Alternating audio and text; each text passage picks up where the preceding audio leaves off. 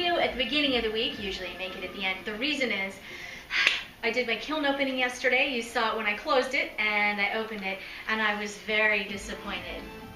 Only because it didn't turn out how I liked them, and actually some of them I think turned out really bad. I'll be honest. I'm really disappointed in a couple of them. But what I'm going to do is, it is Sunday. The gallery show starts in April, but officially it's the third Thursday art walk is when everyone comes to see most of the things there. So I know I can take some of the things down that worked out, but I do have a few more I wanted to take down there. And I am going to scramble this week. I am going to probably be living in my workshop because I'm going to try my best to make all of the clay items today. I'm going to dry them out as quickly and as safely as I can. And then as soon as they're dry, I'm going to bisque them, glaze them that same day they come out of the kiln, put them right back in the kiln and turn the glaze fire on, and try and get them done as quickly as I can. The videos, I can't even promise what they'll look like. I hope they'll be great. I'll just intermittently take them, but that's not going to be my focus this week. So you may get a picture slideshow if I take pictures as I go along. But anyway, hope you guys enjoy this week. Hope I enjoyed this week. Wish me luck! This is a good example of when you put something in the kiln and you love it when you set it down in the kiln and it comes out a little different than you're anticipating. All of those three brown things did not come out. I thought they'd come out brown, but not this color and not what I was anticipating, okay? I am going to make these again because I like what I had before I stuck it in the kiln. This one is brown and it looks almost, it was supposed to come out reddish, a little bit more red-brown, but it didn't do that. And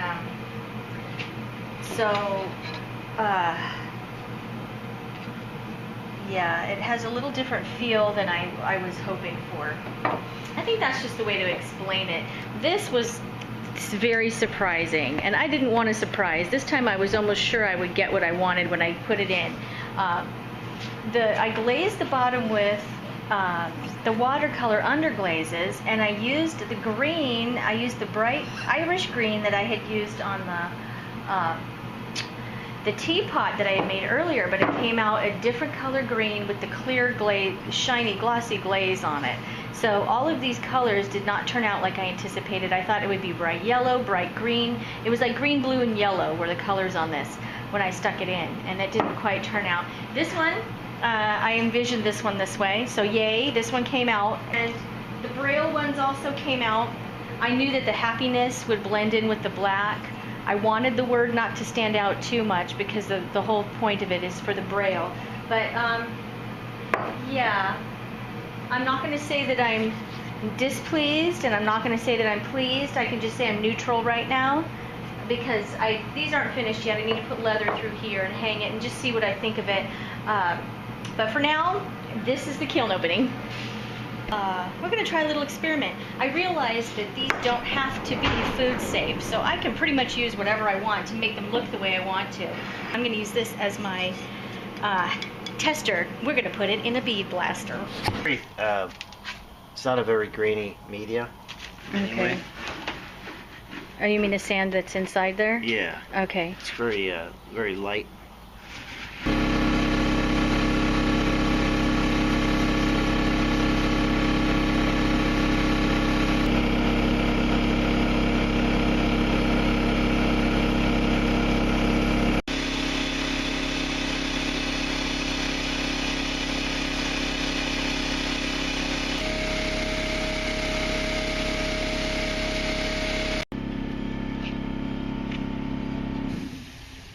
I like how that looks, actually. You can see where it took it off here because that's where the glaze was the thinnest.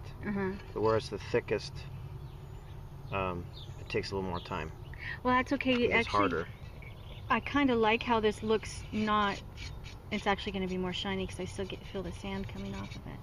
We just probably should do this word, and then maybe occasionally like a shoot across here, and just make other random shots like this so that it's maybe shot across the words that are carved in, like that one's a thin one, and this one you can't see at all. Okay.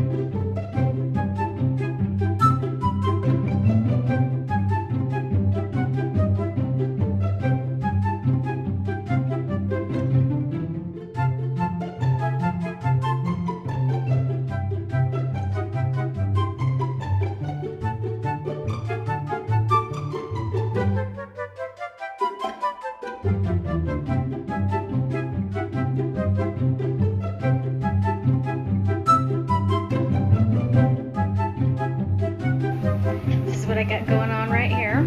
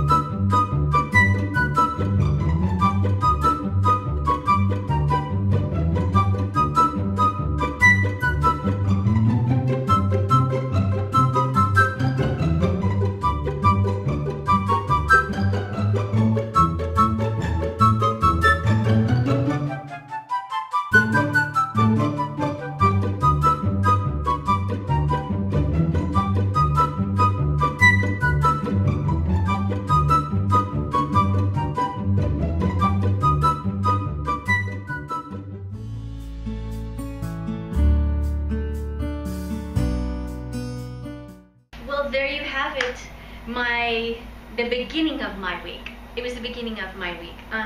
After that day, all that stuff you saw me do was actually only done in a day, because the next day I got really sick and I didn't eat for a few days, and yeah, just one of those things. People get sick, you get better. Okay, there you go. And so, except I was able to pack up the things I needed to take to the Chartreuse Muse, which is the show that I'm doing from April to June at downtown Modesto, 10th Street. Go to hobbypotter.com and you'll be able to find all the addresses and information on the events that I'm doing. By the 19th, I am making a few more things for that. I don't have all the things that I'm doing in there, but by the 19th, I will have everything that I'm going to be sharing with that show, and I'll actually be there on the 19th. Third Thursday Art Walk in Modesto, California. But what I've really got my brain on at this moment for the workshop is the 25th and 26th is the Artist Open Studio Tour. I'm going to be cleaning up my shop, cleaning up my yard. My husband says, what do I need to do? And I'm like, do you know those are my favorite words? So getting everything ready for that. I'm going to be making some more things for that. I am going to be selling everything I've made. I've got boxes here I didn't open up since last year, so I don't even remember what I still have.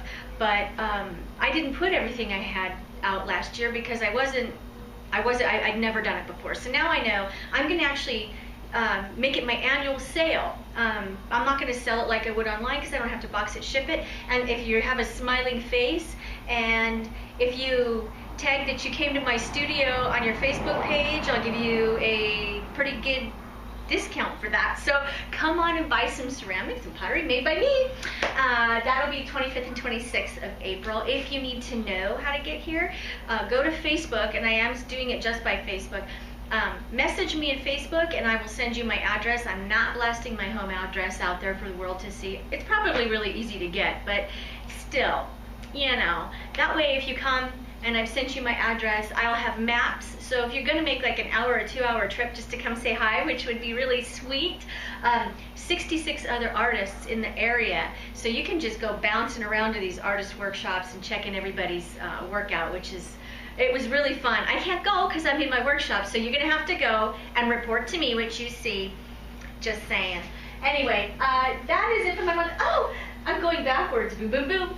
On the 10th, I'm going to a gala, Lodi 50, Woodbridge, by Robert Mondavi, Lodi Spring Show, 55th annual show. Gotta tell you, I won a prize. Yep, I did. I won a prize. Can you believe it? I'm really shocked. I didn't even think I didn't even think about winning anything. I was just excited to get my pieces accepted to be in the show. But I got an honorable mention now. I tell you that. I'm extremely honored. There were more than 4 people. It went first, second, third, and then I got the honorable mention.